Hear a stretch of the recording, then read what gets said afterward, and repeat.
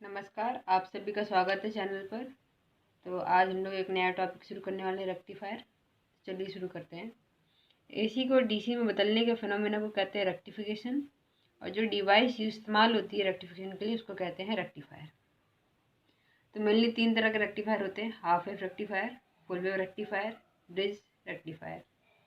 तो यहाँ पे हम लोगों को पढ़ना क्या है कि हर एक रेक्टिफायर का हमको कंस्ट्रक्शन देखना है, उसकी वर्किंग देखनी है, उसके एडवांटेज देखना है, डिसएडवांटेज देखना है। और ये तो हम लोग तब भी 12th में ये सब पढ़ के आए हैं। और उसके बाद हमको इफ़िशियंसी देखनी है, रेक्टिफिकेशन कांस्टेंट देखना है और रिपल फैक्टर देखना है। ये 3 चीज़ नहीं है और इनकी डेफिनेशन पहले जान लेते हैं, फिर उसके बाद आगे प्रोसीड करेंगे। और अगर रेक्टिफायर का अगर आपको कोई अच्छा एग्जांपल चाहिए तो फिर देखिए, अपने घर में जो सप्लाई होती है वो होती है एसी सप्लाई 220 वोल्टेज की। तब अपना अगर मोबाइल हम लोग चार्जिंग पे लगाएंगे तो फिर सोचिए खुद ही, अब डीसी है मतलब एसी है तो फिर वो अब वो वेरी कर रही होगी, चेंज कर रही होगी। तो ऐसे तो अपना मोबाइल चार्ज होगा फिर डिस्चार्ज होगा, चार्ज होगा डिस्चार्ज होगा। अब ऐसे तो काम चलेगा नहीं। तो फिर जो अपना जो चार्जर होता है वो एक रेक्टिफायर की तरह ही बिहेव करता है, क्योंकि सप्लाई है अपनी एसी और अपने चार्जर को चाहिए वो लोड, या चार्जर मतलब लोड या फिर मोबाइल को चाहिए हमको डीसी। तो फिर वही अपना मोबाइल चार्जर्स को कन्वर्ट करता है। तो चलिए डेफिनेशंस देख ली जाए। तो कुछ डेफिनेशंस हैं। रेक्टिफिकेशन कांस्टेंट, इसको कैसे डिनोट किया जाता है, और डेफिनेशंस की है कि percentage ratio of DC voltage output. तो क्योंकि आउटपुट में हमको डीसी मिलेगा, एसी को हमने कन्वर्ट किया है डीसी में, to the RMS value of input AC voltage. और एक चीज़ और गौर हमेशा मतलब ध्यान रखिएगा, जब भी हम लोग एसी वोल्टेज की बात करेंगे तो हमेशा हम लोग आरएमएस वैल्यू ही लेंगे। तो यहाँ से हो जाएगा DC voltage output across the load upon RMS value of input AC into 100। तो के हो जाएगा V L D C upon V R M S into 100, मतलब ये नोटेशन में शॉर्ट फॉर्म में। और एफिशिएंसी है, इसको डिनोट करते हैं नीटा से और डिफाइन करते हैं percentage ratio of DC power across the load to the average AC power deliver to the source. मतलब कि कितनी डीसी पावर हमको लोड पे मिली और कितनी एसी पावर हमने सोर्स को दी थी। तो DC power across the load upon average AC power deliver to the source into 100, P L D C upon P L A C average upon 100। अब नेक्स्ट डेफिनेशन आती है रिपल फैक्टर की। इसको आर से डिनोट किया जाता है और इसको डिफाइन किया जाता है ratio of ripple voltage. Ripple voltage मतलब कि जो चीज़ वेरी कर रही है, और वेरी यहाँ पे एसी ही कर रही है तो एसी का ही वोल्टेज लेंगे, और एसी है तो आरएमएस मतलब लेंगे, to the DC voltage in the output of the rectifier. मतलब हमको कितनी डीसी वोल्टेज आउटपुट में मिली, तो R equal to V L A C R M S upon V L D C. तो इतनी देर से आर एम एस कर रही है। आर एम एस है क्या? आर एम एस की फुल फॉर्म है रूट मीन स्क्वायर वैल्यू।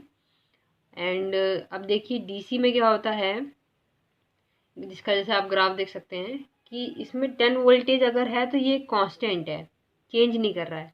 और वहीं पे एसी में क्या है कि ये पीरियोडिकली चेंज हो रहा है, मतलब साइन का फंक्शन है, तो ये फिर चेंज होते जा रहा है ऐसे ऐसे ऐसे। मतलब कि अगर यहाँ 0 है तो यहाँ 5 है, फिर यहाँ 10 है, फिर यहाँ 5 है, फिर यहाँ 0, फिर -5, फिर -10, फिर -0, फिर अगेन 0, फिर ऐसे ऐसे ये साइकिल चलती रहेगी।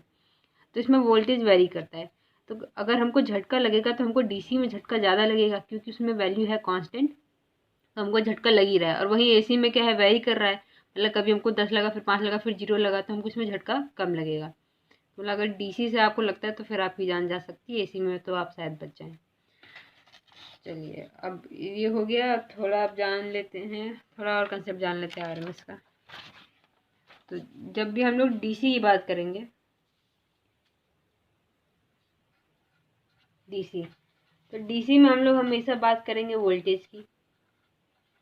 और वहीं जब भी हम लोग एसी की बात करेंगे तो एसी में हम लोग बात करेंगे एवरेज वैल्यू की, मतलब average voltage, RMS voltage and peak voltage. Peak मतलब कि इसके ग्राफ में जो सबसे ऊपर वाली वैल्यू होती है। अपने इंडिया में जब होम सप्लाई जो होती है वो होती है 220 वोल्टेज की एंड 50 हर्ट्ज की। तो जो ये 220 वोल्टेज होता है ये वैल्यू आरएमएस में ही होती है, ये आरएमएस ही होती है वैल्यू। और 50 हर्ट्ज मतलब कि फ्रीक्वेंसी, 50 हर्ट्ज मतलब कि पर साइकिल ऑसिलेशन 50 बार होते हैं इसके। तो अब दिक्कत ये है कि अगर क्या कहते हैं, मान लीजिए आपने इधर पे एक बल्ब लगाया है, इसको हमने दी है डीसी पावर, मतलब डीसी सोर्स दिया है, और इस पर करंट 2 एम्पियर का है, और ये मान लीजिए कि ये 10 वोल्टेज है। तो यहाँ से अपनी पावर आ जाएगी 10 मतलब 20 वाट अपनी पावर आ जाएगी। बट अगर वही केस हम लोग सेम सिमिलर केस ले लें एसी के साथ, ये सेम 80 एम्पियर है, तो अब पावर क्या होगी? क्योंकि यहाँ पर तो फिर तो वोल्टेज सेम हो रहा है कि अब हम पीक लेंगे कि एवरेज लेंगे कि क्या लेंगे। तो फिर हम लोग लेते हैं आरएमएस। सपोज कर लीजिए यहाँ पे 10 वोल्टेज आरएमएस वैल्यू हमने दी है, तो अब पावर इसकी हो जाएगी V R M S into I, तो पावर हो जाएगी इसकी 20 वाट। तो यहाँ से ये देखा गया कि 20 वोल्टेज आर एम एस बराबर होगी 20 वोल्टेज डी सी, मतलब हीट ऑफ 10 वोल्टेज डी सी बराबर होगी हीट ऑफ 10 वोल्टेज आर एम एस ए सी। इसका यही कंसेप्ट, मतलब इसका मेन मीनिंग यही चीज़ होती है। और जो ये अपनी एवरेज आर एम एस और पीक वैल्यूज़ होती हैं,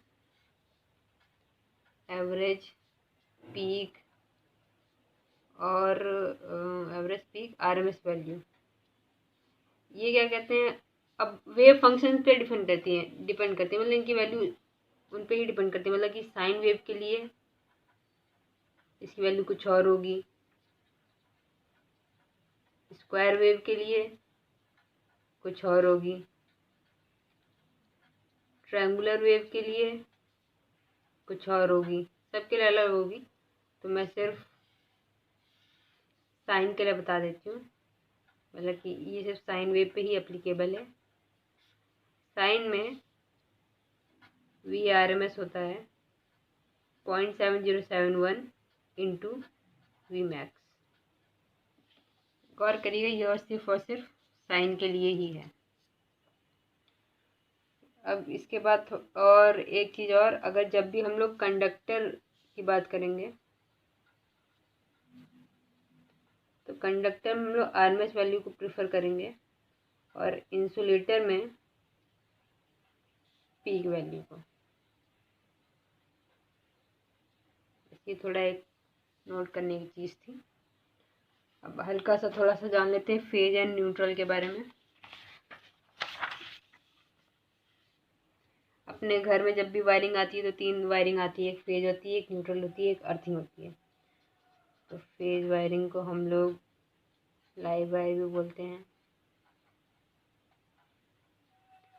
हॉट वायर भी बोलते हैं, एंड मेन भी बोलते हैं।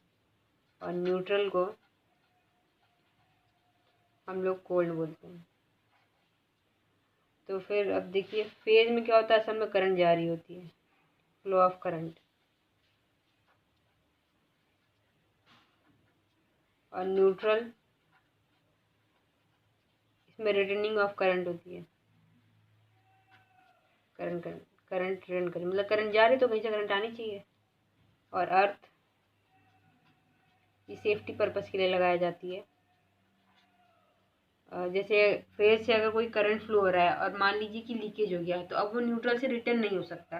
जब वो न्यूट्रल से रिटर्न नहीं हो सकता तो हमको मतलब कि झटका लग सकता है। तो अब वो झटके से बचने के लिए हम लोग अर्थ का यूज़ करते हैं, ताकि अगर जो लीकेज करंट से हमको बचाता है ये। तो फेज का कलर होता है रेड, मतलब जो इसके ऊपर वायर की कोटिंग करी जाती है, इंसुलेटिंग जो कोटिंग की जाती है वो रेड कलर होती है। और अर्थ की होती है ग्रीन, ये तो फिक्स होती हैं। और न्यूट्रल की चेंज होती रहती है, बट वैसे एक स्टैंडर्ड के लिए ब्लैक होती है। अपने घर में जब आपने देखा होगा कि जहाँ जहाँ 3 पिन सॉकेट है, 3 पिन सॉकेट में जो बड़ा वाला सॉकेट होता है वो होता है अर्थ के लिए ही, और इधर होती है फेस के लिए, ये होती है न्यूट्रल के लिए। इसीलिए अगर आप लोग क्या कहते हैं विदाउट स्लीपर जाएंगे और फ्रिज को खोलेंगे तो आपको वैसे तो झटका लग सकता है, अगर ये अर्थिंग वाला अगर ना हो और सिर्फ तो, और अगर फेज हो और लीकेज हो, मतलब कुछ लीकेज हो जाए तो आपको लग सकती है। पर लेकिन अब अर्थ है तो फिर आपको नहीं लगती है, इसीलिए तो फिर बस ज़्यादा नहीं जानना था, नॉर्मल हल्का सा जानना था। थैंक्स। नेक्स्ट लेक्चर में मिलते हैं, उसमें एनालिसिस करेंगे हाफ वेव रेक्टिफायर की।